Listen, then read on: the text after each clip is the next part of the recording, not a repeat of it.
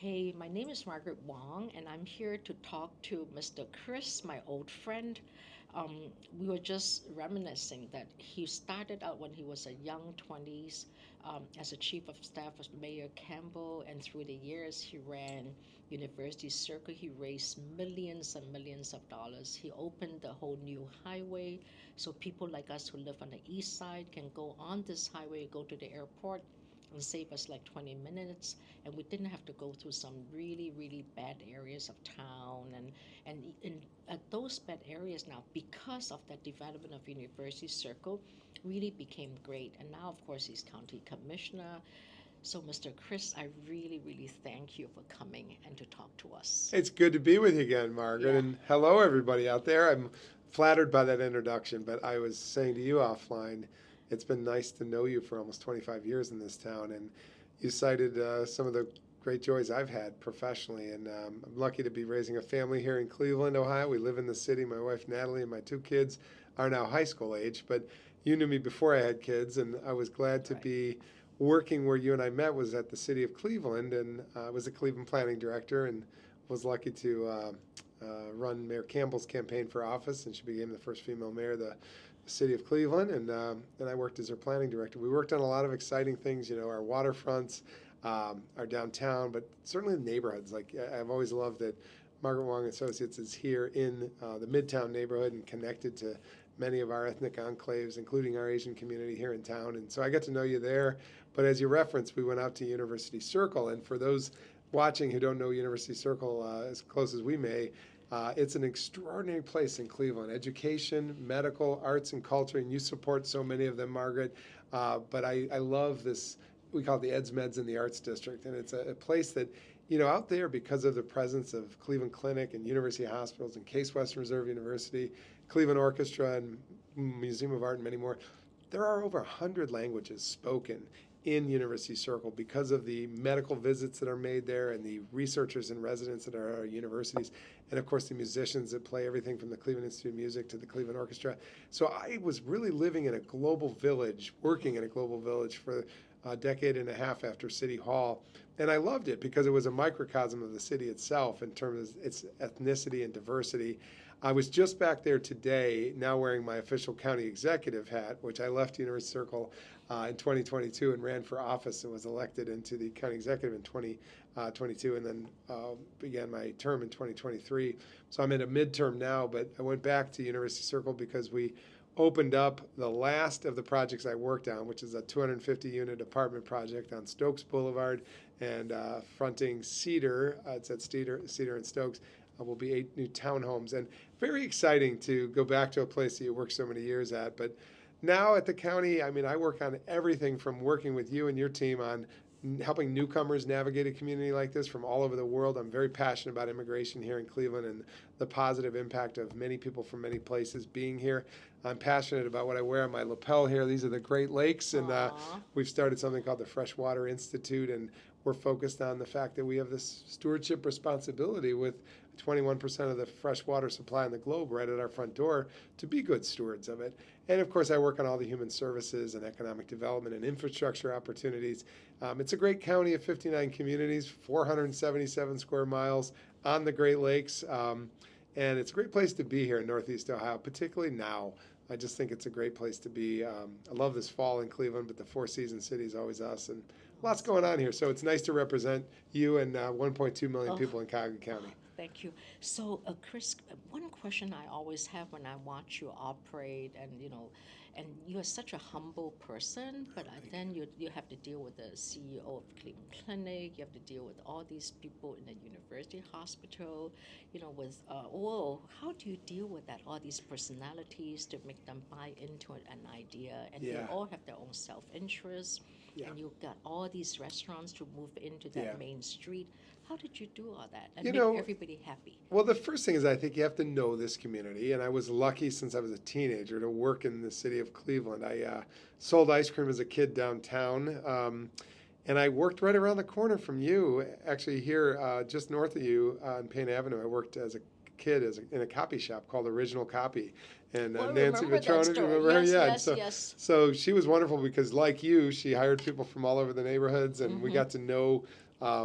really the community through the lens of that employer. So since the high school, I've Mm-hmm. really gotten to know this community. And of course, I went to college away, but came back to go to Cleveland State for graduate school. And at the Levin College, they use the city neighborhoods as the learning laboratory. So I got to know the neighborhoods.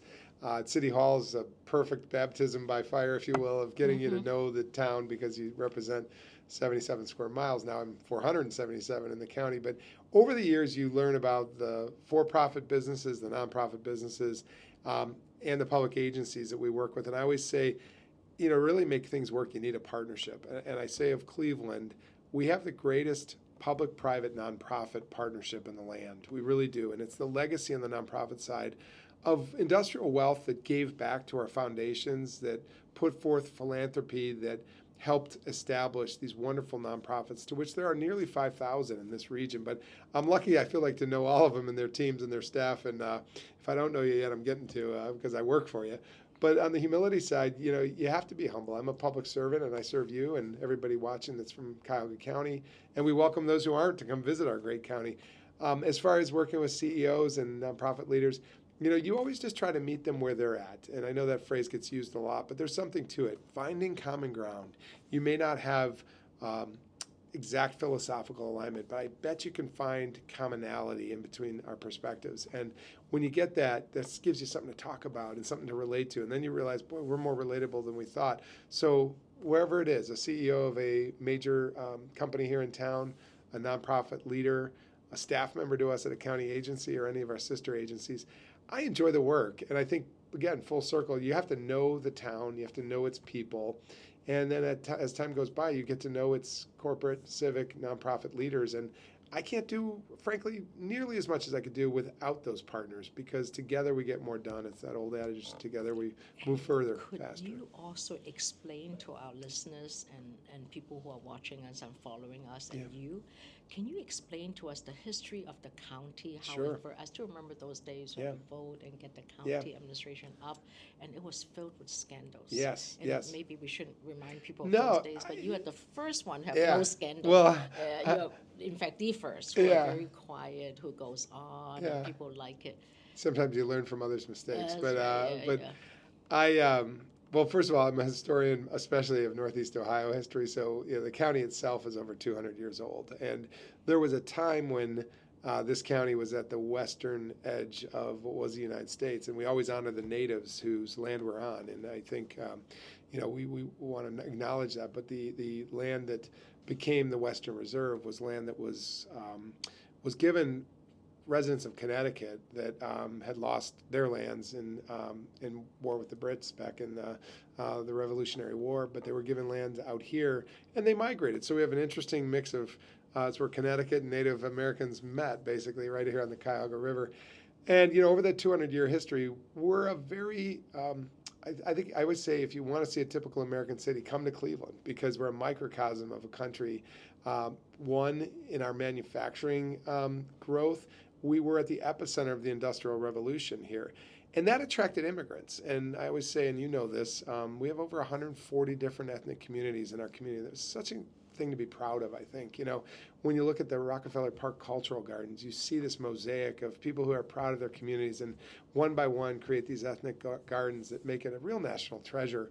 Getting more in real time at the county, I'm on my second tour of duty. We went from a commissioner system, which was 3 county commissioners. Then they had a scandal back in the early 2000s that led to a chartered amendment for a new charter government, and that charter These are government. things you need to Yeah, learn. yeah. Oh my, because I'm excited about this whole thing. Yeah. And then the scandals continue. I'm thinking, Yeah. what are we doing here? Well, we But were. That's when he's starting the story. Yeah, we're Thank a you. reasonably young new government. Mhm. We are a county exec, that's me, and I work with 11 county council members. Tonight we have a county council meeting. There's 11 members of the council. They sort of geographically are districted across the county. But as a group, we're trying to right some of the wrongs of history. We're trying to kind of reestablish trust with the voters. I think we're doing that, and I think we're getting there. But we spend on your taxpayer dollars. You entrust us by way of voting for me and others. 1.7 billion a year is our budget, and That's a that budget lot, is a big, yeah. big. I think we're the 5th or 6th largest employer in Cuyahoga County with over 7,000 employees. We take it seriously. Probably a third of that budget goes to health and human services. another third to the justice system, and another third to economic development, workforce development, infrastructure development, and so on. Splits out about a third, a third, a third. And then we do some specialty projects too. But I'm really proud to do this. That means we help children and families, we help seniors, we help people who've kind of crossed the line into the justice system, kind of if they're appropriately done their time and such, bring them back into the community and re-enter in a way that they're positive and productive into our community. And we build a lot of roads, bridges, sewers. We do a lot of parks. One thing I'm passionate about, I mentioned earlier, is fresh water. I think we get our name from the Cuyahoga river that is our uniter. It's the connector between this city east and west, this county east and west. And yet, we all know the story of industrial spoilage. I mean, the upside of industrial growth was philanthropy that led to these wonderful institutions like the Cleveland Orchestra, the Museum of Art, or these nonprofits I mentioned. The downside was some of the spoilage that was left unchecked in the river, created a contaminant that literally led to a fire on the river, which put us in a bad spot on national reputation as a city where the river burned. But now it's a city where the river's returned. We're working with the US EPA and others to make sure that our river is no longer a point source concern for the freshwater of the Great Lakes. So I'm teaching kids that story. This January, we open up a freshwater institute for kids across the schools across this county. We want kids to know their history, like I've had the benefit of knowing, such that I can be a better steward of our future, because again, we do learn from some of the sins of the past and try to put our best positive selves forward. And I think our best days in this region are actually ahead of us. It's a friendly place to live, the quality of life, you get a good bang for your buck for the cost of living. The natural amenities, as I mentioned, are plentiful. I say we're a mid-sized city with big city assets because we were built in an era when we could build Severance Hall for the Cleveland Orchestra. We could build the Cleveland Museum of Art or the Botanical Garden and so on. We have a theater district that's unparalleled. Most seats in a theater district outside of New York than anywhere else in the country. So, and you support so many of these organizations, so you know it. But my passion has been our arts and culture, our people in terms of our ethnic mosaic, our fresh water, our healthcare hub that we are, and trying to create what I call a healthy Cuyahoga, where the quality of life in each generation is successively better. And two more questions. What's your future goal? Because someone like you could probably run for U.S. Senate, U.S. Congressman. Is that really what you want? Or, and the second question is, what made someone like you who's very, and for those of you who don't know Chris, I mean, I know him for years and years. He's actually not a not-for-profit guy. He's very budget specific. He works with budgets. Everything for him is the numbers and numbers. So what made you think and want to work for not-for-profits and not for-profits? Well, I've had the benefit in my life of working in the for-profit sector, the nonprofit sector, and the public sector. And that's why I say that alchemy of public-private nonprofits that make the right chemistry to make things work. It's nice to have had exposure to all of those sectors. And like I said, early on from high school days forward, having exposure to all of our community and all of the races and faces that we are and our ethnic diversity. So I was inspired to get into public service, having once had a cup of coffee with Mayor Carl Stokes. He was no longer mayor by the time I met him. I was a graduate student at Cleveland State. And we sat down for coffee because when I was a student, I asked Mayor Stokes if he would have a cup of coffee. Well, he turned around and he did. Aww. And he said, change comes in inches in this town. And I wanted to help move that progress forward further and faster. How could you know Mayor Stokes? Yeah. Well, I know Mayor Stokes. I'm so much older yeah, than well, you. Mayor Stokes came and lectured in our class at Cleveland State, and I was just a student at the time. But if he's and I living, said, he must be in the 80s. he passed on, but I caught him before he passed. And the next time I saw him was actually at his funeral. But I was lucky, nice of him to have a cup of coffee and inspired a young guy like me back when to get into public life. Even though Chris have white hair, he's really not half as old as I So am. somebody said to me when I become the planning director, they said, you need to get some gray hair. So I went and succeeded in that. But to your other question, somebody said to me, if you stick around long enough, you might get something done. And you know this from your business, the many people you've employed and the thousands of people that you've helped in this country and getting to this country. I feel similar. If you stick around long enough, you might get something done. So right now, my intention is to stay with Cuyahoga County. I feel like the whole world is here. I've got a good job. As far as government executive officials go, there's a president, then there's governors, and then actually our job at county exec for this size county is second to the governor. So I feel very much at home in my county. Don't have to be anybody other than I am. and I can get good work done here if I stick around a while. Hmm.